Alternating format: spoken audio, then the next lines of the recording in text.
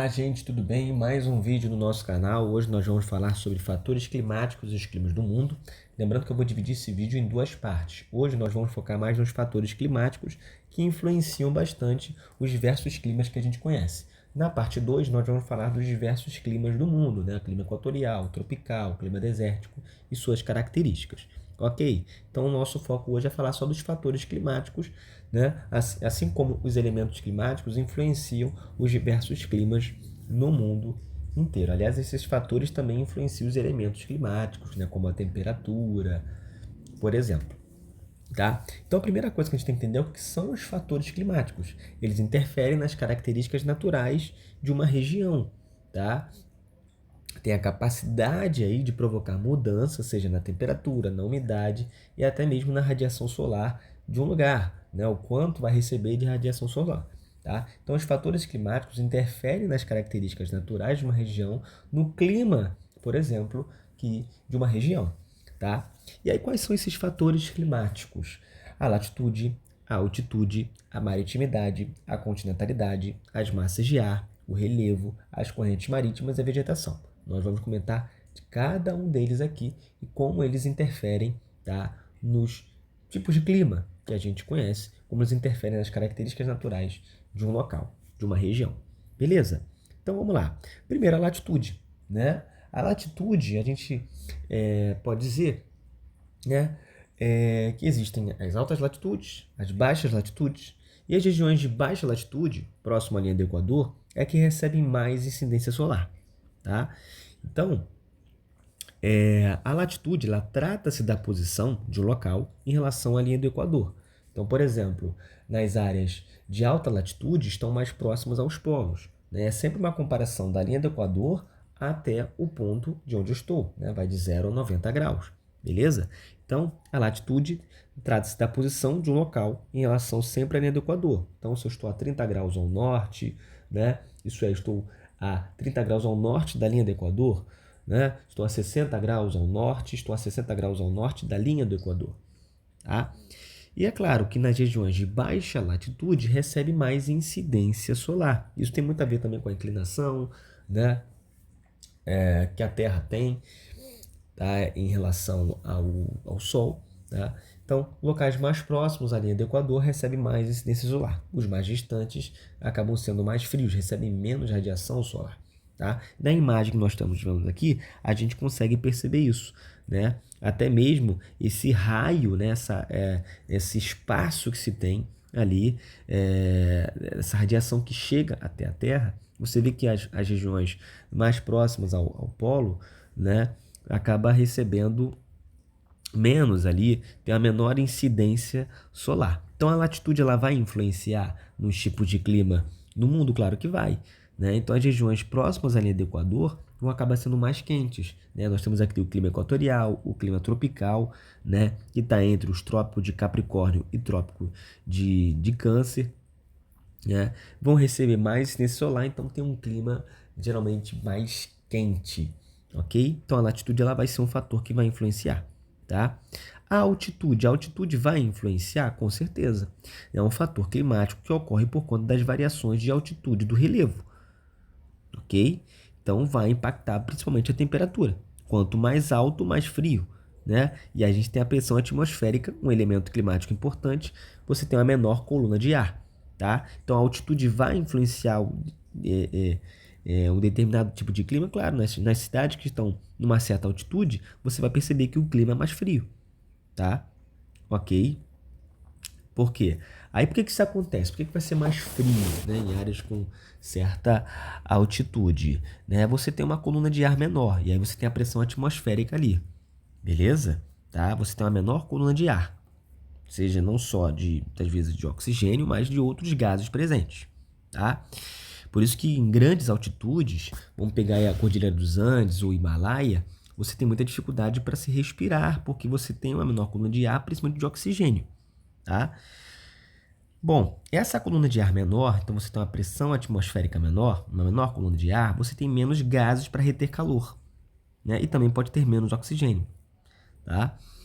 E aí, como você tem menos gases para reter calor, isso acaba fazendo com que a região fique mais fria. Tá? Então, esse é um dos grandes motivos. Não é pelo simples fato de, é alto, então vai ser frio. Mas o que está acontecendo ali? Por que em um lugar mais alto acaba sendo mais frio? O grande motivo é você ter uma pressão atmosférica menor, uma menor coluna de ar. Uma coluna de ar menor, ainda mais se for altitudes bem elevadas, você pode até ter menos oxigênio. Então, você tem um ar rarefeito, dificuldade para respirar, Cordilheira dos Andes, Cordilheira do Himalaia, por exemplo. Né? E também tem menos gases para reter calor. Isso até não precisa ser em elevadas altitudes, tá? Acaba sendo mais frio por conta disso, né? Você tem menos gases presentes ali que retêm calor, então você acaba tendo uma área mais fria, tá? A cada 150 metros há uma perspectiva de diminuição de 1 grau, tá? Então a altitude também vai influenciar em um determinado tipo de clima. Se eu pegar as cidades ali em Minas Gerais, que estão numa uma certa altitude, que elevado seria exagero, mas numa certa altitude, às vezes de 400, 500 metros, né, você já vai ver uma diferença ali no clima da região. Né? A gente chama até clima tropical de altitude. No inverno, você vai ter um inverno um pouquinho mais rigoroso ali, com temperatura chegando até 6, 5 graus. Né? No verão, já aí você já tem uma temperatura subindo um pouco mais, né? Porque agora você também está numa região que recebe uma incidência solar, tá? Você tem uma tal da amplitude térmica até muito grande entre uma estação e outra, e às vezes, até mesmo no próprio verão e na primavera, uma amplitude térmica ocorrendo também, tá? Porque aí no final do dia, né, chegando ali à noite, você tem uma queda na temperatura, tem a questão da altitude ali sendo relevante para aquele clima daquela região, tá? Aqui, ó, por exemplo, olha ali. A gente pegando aí, ó, vamos dizer que aqui é uma montanha, tá?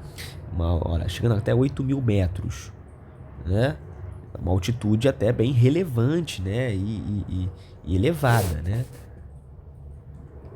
Tá? Então você vai vendo que vai diminuindo ali a temperatura. Olha lá, ar mais rarefeito, ar mais denso, próximo à superfície, ao nível do mar. Olha aqui, ó, da pressão atmosférica, ó. Maior altitude, menor pressão atmosférica. Menos partículas de ar. Menor altitude, maior pressão atmosférica, mais partícula de gases. Não só presença do oxigênio, mas outros gases que ajudam a reter calor. As correntes marítimas são extensas porções de água, né, com características de temperaturas diferentes. E elas vão se deslocando pelo oceano. Tem as correntes marítimas quentes e as correntes marítimas frias. As correntes marítimas quentes tendem a levar mais chuva pelo litoral, porque você tem maior evaporação dessa água, tá? Ok? As correntes marítimas frias, a evaporação demora mais, então logo menos chuva, né? A umidade fica menor, tá? Isso até ajuda no favorecimento da formação de desertos, ok? Então, deixa eu mostrar para vocês aqui um mapa das correntes marítimas, né? Corrente marítima fria é como se estivesse falando água muito gelada. Corrente marítima quente é uma água quente, tá? E você vai ver que as correntes marítimas quentes, elas estão muito por aqui, né? Nessa região, ali próximo à linha do Equador, a zona tropical, né? Uma região que recebe muita incidência solar, então faz com que a água acabe esquentando. Isso não quer dizer que não possa ter correntes marítimas frias passando por aqui, que vão acabar surgindo, ó, da onde? Dos polos, né? Se você for olhar aqui, a própria corrente de Humboldt, né, ela vai ter essa influência na sua formação aqui, ó, dessa região mais ao polo sul, ok? E aí, se a gente for pegar a corrente de Humboldt, a corrente das Canárias, a corrente de Benguela, que está passando até em regiões tropicais, né? É uma corrente, uma água muito fria que está vindo ali até tanto do polo sul quanto do polo norte, tá? É, essas correntes ajudaram na formação de desertos, né? A corrente de Humboldt ajudou na formação do deserto do Atacama, né? Por quê? Aí por que isso acontece? A gente tem que entender o seguinte, a gente volta aqui, ó. Olha lá, correntes marítimas frias. A evaporação demora mais. Logo, se demora mais o processo de evaporação, demora mais o processo de formação de chuva. E outra coisa, a umidade do ar também fica menor. Entende? Então é menos chuva naquela costa, né? Isso ajudou na formação do deserto do Atacama. A mesma coisa quando a gente olha para a corrente das Canárias aqui, ajudando na formação do deserto do Saara, não só ele, tá? Tem outros fatores também. E a corrente de Benguela, você tem outro deserto aqui, o deserto Namíbia, o Kalahari. Entende? Então as correntes também ajudam na formação de climas mais secos, correntes marítimas frias, tá, gente? Agora, as correntes quentes, né, elas acabam elevando a precipitação, a chuva, porque você tem maior evaporação da água, né? Essa água já por si só, ela já está passando por um processo, né, por conta dessa intensificação ali da radiação solar, ela já está esquentando, né? Essa corrente também vai se percorrendo pelo oceano e também vai correndo seu processo de evaporação. Tá? A gente tem aqui a corrente do Golfo, nessa região aqui da América Central, né, que também recebe muita incidência solar. Aqui também surgem muitos furacões, porque a água aqui ultrapassa 26 graus, né, e é um ingrediente para formar furacões, que é um processo muito intenso da evaporação da água. Essa corrente ela se desloca para cá, para essa região que é onde está o Reino Unido. E ela vai ser muito importante, essa corrente do Golfo, porque evita o congelamento, né, dessa região aqui, tá? Dessa aqui, ó. Dessa porção aqui, vou mostrar para vocês. Onde está ali o Reino Unido, por exemplo, do mar dessa região. Tá? Mas também leva muita chuva, tá? A corrente se desloca até essa porção aqui. A famosa corrente do Golfo, né? Ali o Golfo do México. Beleza? Então as correntes marítimas elas podem influenciar no clima, sim. Aqui você tem uma formação de um clima desértico. Aqui um clima mais chuvoso no Reino Unido, né? Olha a corrente influenciando. Olha lá, ó. Olha ali a corrente do Golfo. Evita o congelamento das águas e levando mais chuvas para essa região do Reino Unido. E aqui, ó, a corrente de Humboldt ajudou na formação do deserto do Atacama. E por que tem esse nome Humboldt? Humboldt era um geógrafo alemão, grande estudioso da geografia natural, né? Alemão, e ele que vai descobrir essa corrente fria nessa porção território, vai fazer uma expedição aqui na América do Sul, e aí ele acaba descobrindo, né? Essa corrente acaba ganhando o nome dele. Também é conhecido como corrente do Pacífico ou corrente do Peru, tá? E aí tem um outro fator, né? Você tem o relevo, que vai ser um outro fator climático que a gente vai estudar aqui já já. Você tem a Cordilheira dos Andes aqui e não deixa passar umidade. Então, enquanto de um lado você tem uma corrente marítima fria que demora a evaporação, do outro você tem o quê? O relevo, uma altitude bem considerável que não deixa passar umidade. Então, por exemplo, aqui em Lima, no Peru, capital do Peru, que de um lado você tem uma corrente fria, de outro você tem ali a Cordilheira dos Andes, é uma região que não chove, cara, em Lima. Chover é algo raríssimo, não chove, né? Você tem um clima mais seco, tá? A maritimidade e a continentalidade também são fatores importantes, tá? A maritimidade é a umidade liberada para o ar através de grandes corpos hídricos, como os mares e oceanos, e aí pode gerar mais pluviosidade. Se a gente for pegar aqui o Rio de Janeiro, que é clima tropical litorâneo, a maritimidade vai influenciar muito, né, nessa umidade, né, do nosso tipo de clima, que é o clima tropical litorâneo, né? Até mesmo nas chuvas, principalmente no verão, tá?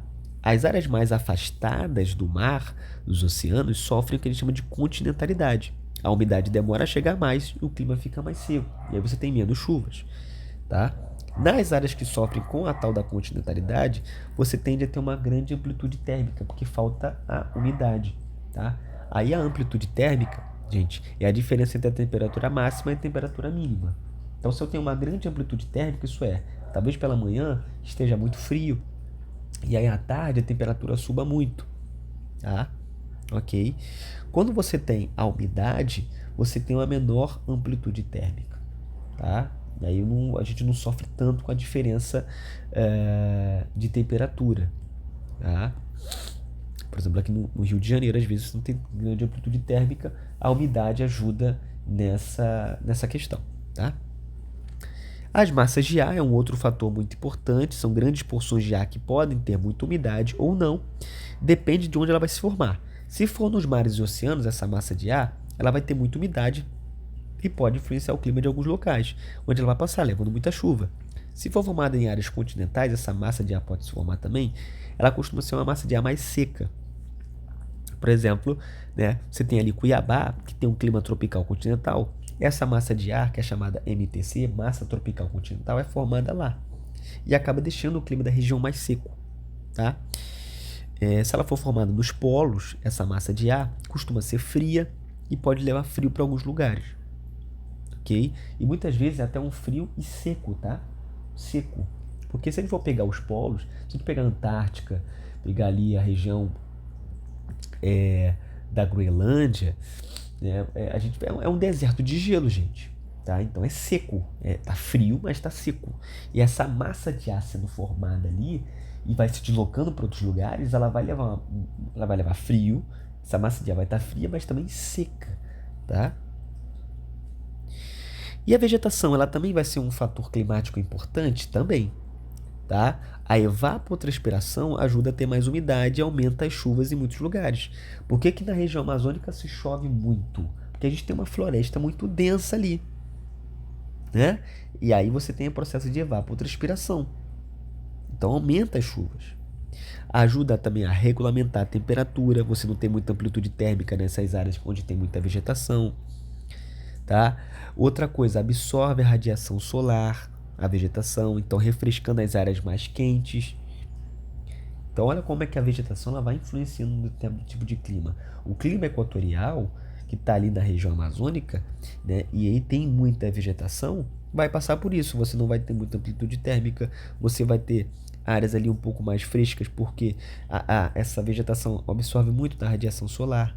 Você tem muita chuva, né? A umidade também muito alta. Beleza? E o relevo, né nosso último, né, último fator aqui, ele também vai influenciar, gente, no tipo de clima. Se a gente for pegar ali o Planalto da Borborema no Nordeste, a Chapada Diamantina ali, muitas vezes barra as massas de ar úmidas que vêm do oceano, né? E acaba fazendo aquela chuva, a chuva orográfica, né? Ficando muito mais ali próximo à região do litoral, e essa umidade que está nessa massa de ar, ela não consegue ultrapassar e a chuva fica toda na outra parte, né? Mais próxima, vamos dizer assim, ao litoral, né? E deixando toda a chuva alocada ali. E aí no outro lado, né, onde está pós esse relevo, né, você acaba tendo um clima mais seco, um ar mais quente, e aí quente também porque ali já é uma região de clima tropical, então já vai ter uma incidência solar presente, mas vai estar mais seco porque a umidade também não consegue passar, e aí a chuva fica toda alocada no outro lado, né? Ok?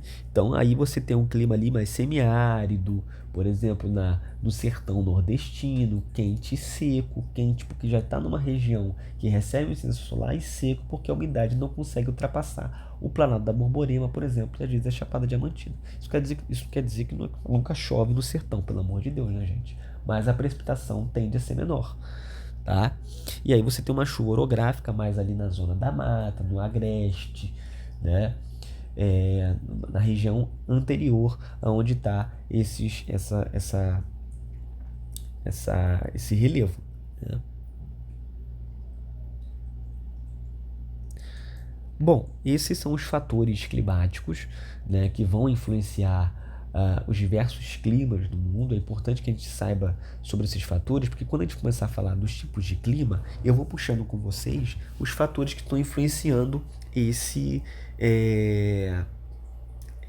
os fatores que estão influenciando esses tipos de clima que a gente vai ver aqui num próximo vídeo.